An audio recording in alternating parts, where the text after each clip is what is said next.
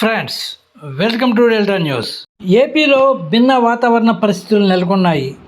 ఒకవైపు మండే ఎండలు, మరోవైపు వర్షాలు.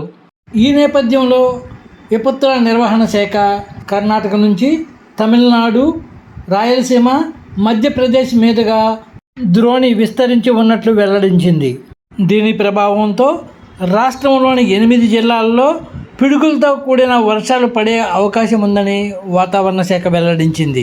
దీని ప్రభావంతో అల్లూరు సీతారామరాజు, పోలవరం, విశాఖ, అనకాపల్లి, కాకినాడ, బిఆర్ అంబేద్కర్ కోనసీమ, బాపట్ల, పల్నాడు జిల్లాల్లో ఉరుములతో కూడిన వర్షాలు పడే అవకాశం ఉన్నట్లు వాతావరణ శాఖ తెలిపింది.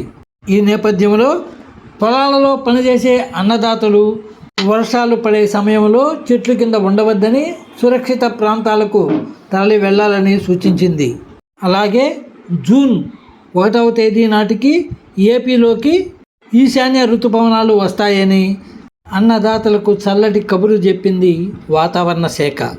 ఫ్రెండ్స్, మేలుజాతి పొట్టేళ్ల కొరకు కింది అడ్రస్ను సంప్రదించండి. ఫ్రెండ్స్, లేటెస్ట్ న్యూస్ అప్డేట్స్ కోసం ఇప్పటివరకు మీరు మా ఛానల్ను సబ్స్క్రైబ్ చేసి ఉండకపోతే వెంటనే సబ్స్క్రైబ్ చేసుకోండి. అలాగే లైక్ చేసి మా ఛానల్ ఫాలో అవ్వండి.